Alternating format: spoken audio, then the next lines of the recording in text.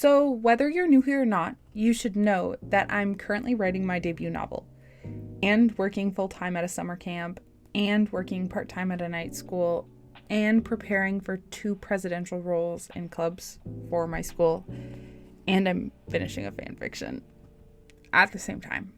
Woo! But in the midst of all this chaos during the summer, I've found some small tips and tricks that have really helped me find a lot of progress in pushing my debut novel forward and getting some writing done when I think I have absolutely no time to write at all. Hello fiction fiends, my name's Sonia, and I write in between early mornings, lesson prep, wrangling campers, and just, being a person. Finding time to write has felt a bit like trying to catch a mosquito in a wind tunnel. But somehow I'm doing it. I'm alive, first and foremost. I'm doing more writing than I've ever done before, especially in the summertime. I'm somehow more motivated than ever, and I'm making videos like these. In this video, I'm going to be sharing with you the 4 tips that I've been using throughout the summer, especially while working at a summer camp and at a second part-time job, that have helped me to stay motivated and to continue writing for my novel, even though I am either not in the headspace to write, not in the physical space to write, or flat out don't feel like writing. So if you're like me and you're trying to balance writing out with literally everything else that's going on in life, keep watching. I have some tips for you. Tip number 1, bring a notebook everywhere. Let's start with the easiest tip, the tip that's impacted me the most, and honestly is just altering for if you're writing a novel, especially if you're writing a debut novel and you're just figuring out how to get your thoughts down. Bring a notebook everywhere you go, and I mean literally everywhere. My notebook hangs out in my pocket and it comes everywhere with me. It comes to camp, it comes to the classroom, it comes on my walks with me, and sometimes even to the gym. And it would actually surprise you how many people bring little notebooks to the gym and journal. So if you're worried about being looked at, hey, you won't, because other people are doing it too. But Sonia, why does this help? Well, ideas don't exactly care about your schedule. They show up when they want, where they want, and how they want. A line of dialogue might hit you while you're handing out glue sticks. A plotline might strike during snack duty, and having a notebook on me means that I can grab those ideas from my brain and put them down on paper before they disappear forever. Plus, just seeing the notebook or feeling it in my pocket reminds me, hey, you're a writer. Even if it's a chaotic day, even if I jot down only one sentence, that one sentence still counts and is one sentence more that I have today than I would have had without my little notebook. Tip number 2, embrace the bad first draft. Okay, real talk, like blunt talk. Your first draft of your debut novel is probably going to be really bad, like maybe even shockingly bad, and that's okay. It's okay to be bad for the first run, but what's not okay is to hang out on that first chapter, that first sentence, and that first line for days and weeks and months and then years. Because a bad first draft is better than no first draft. I used to waste so much time editing as I wrote, like a ridiculous amount of time, rewriting the same sentence 10 times trying to make it so perfect. I've literally scrapped 13 versions of my first chapter in the past 2 years.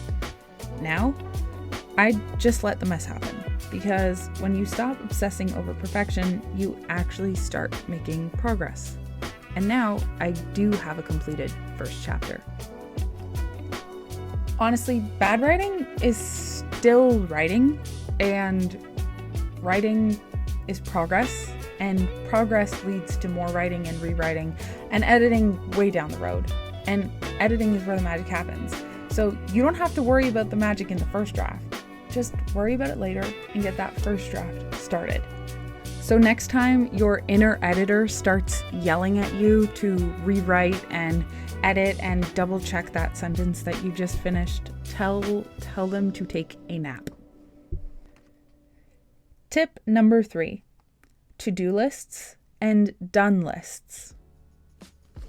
Okay, hear me out. This one might come across as a little cheesy, but it works for me, and maybe it'll work for you. So when I'm doing my writing, I always have two lists on hand.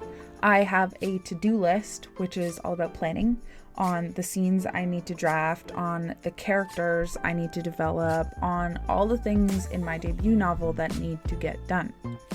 And then I have a done list. The done list shows me everything I have written. Everything that doesn't need to be double checked, that doesn't need to be edited or criticized or looked over once more, at least not for a long while. Chapters completed, character bios, even tiny details like figure out what the villain's favorite type of tea is. Something small like that could be included in your done list. It might sound silly or cheesy even, but seeing that list grow gives me a sense of momentum. It's like a mini celebration, like, hey, look how far you've come. And seeing that little list reminds me of how much progress I've made so far. It reminds me to keep going, and it reminds me that although all of these things are done, the whole novel isn't done yet. Tip number 4, write what you can. There will be some days or some consecutive days where you can write for hours on end. You can sit in front of your laptop, you can sit in front of your notebook, and you can scratch away notes and even entire scenes for your stories without interruption and be completely fine. And then there are some days where you absolutely have zero thoughts in your brain and your body tells you, nope, I cannot do this anymore. And that started to really build up on me during the summer. When my schedule gets really busy, I found that a lot of times when I would try to sit down to write, my brain would go blank. I had no idea what to put on the page, and I was starting to forget what my characters, my scenes, and my settings were feeling like, and it was really frustrating. So what I did to shift this frustration into productivity was I stopped telling myself what I should write, and I started telling myself, write what you can. One time during a break at camp, I didn't quite have the energy to tackle writing notes for a full scene, and this was a scene that I had been planning to write for the past few days. Now, I had a half an hour window to jot down as many notes as possible, but when I sat in my chair in the little break room, not a single thought came to my head, and I got really frustrated. But I didn't let that frustration stop me from writing. So instead of writing what I should have been doing, I wrote what I could. I wrote a list of my protagonist's greatest wishes and deepest fears. Now, was that in the manuscript or was that in my plan? Absolutely not. But did it help me to understand my protagonist better? Absolutely. That tiny step gave me fuel for the next day's writing, and the day after that, and the day after that. Writing isn't always about moving in a straight line. Sometimes that line dips down, sometimes it shoots way up, sometimes it's to the side, and sometimes maybe it even takes a step back. A writer's journey is rarely in a straight line, and a part of seeing progress in your writing, especially with a busy schedule, is understanding that there are times where you feel like you should be writing something and your brain just needs a little rest. It needs some chill out time. So instead of writing what you should, write what you can. So if you're feeling like you just don't have time to write, trust me, I absolutely get it. Life is a lot. But your story deserves a chance, even if that's 10 stolen minutes of your break in the back of a tiny camp in the women's change room. Bring that notebook, write that bad draft, celebrate all of your small wins, and just write what you can when you can. Go buy yourself a tiny notebook, keep it in your pocket, and write whenever you can, wherever you can. Trust me, your writing deserves to be seen and heard, so get that writing out of your head and down onto paper.